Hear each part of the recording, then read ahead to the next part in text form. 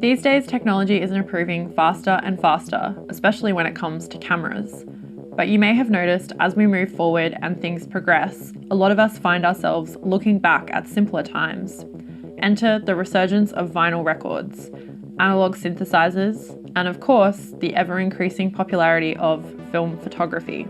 But it seems there is a new trend catching the eyes of photographers and film photographers alike. What is this trend, you ask? Digicams.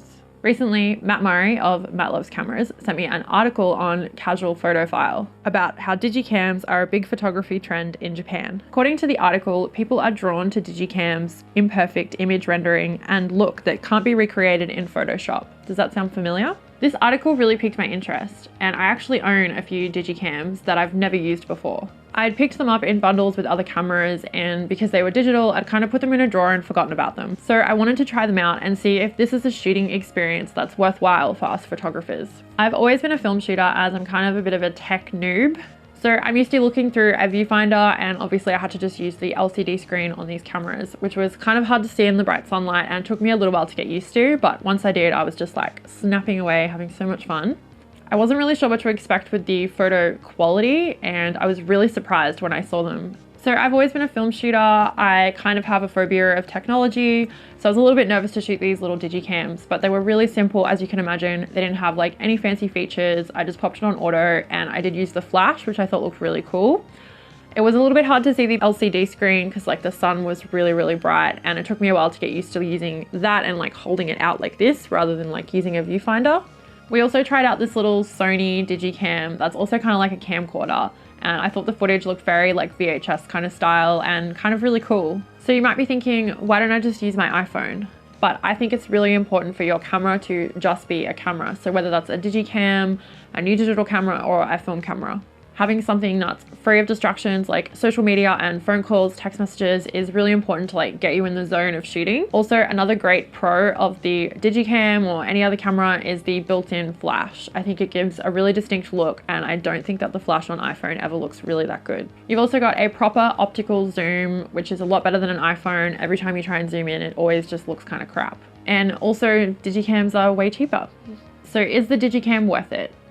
I think yes. If you have one lying around the house, which you probably do, or you can pick one up for really cheap, definitely give it a go. Using a camera like this could really boost your creativity, as you're not relying on like how good the camera is or like getting bokeh or any of that. So you're gonna have to really focus on composition and subject to make your images look good. I also think that it's quite an accessible way to take photos, as the price point, like entry point, is really low. I was really impressed with a lot of the shots that I got. I thought they looked really cool, but I liked the portraits in particular. I think they have a very unique, cool look to them, especially when we use the flash. If you're looking for photos to just pop on Instagram or online and you want to kind of change it up, I think a digicam could be a really cool thing for like a portrait shoot or a fashion shoot. Obviously trends come and go, and you're probably thinking, is this just a flash in the pan? Considering how nostalgic everybody's getting and how quickly things are progressing, I think that the digicam is something that a lot of people will be looking back at and wanting to use. In my opinion, the digicam could have really big appeal to a teenager, someone who grew up in the 2000s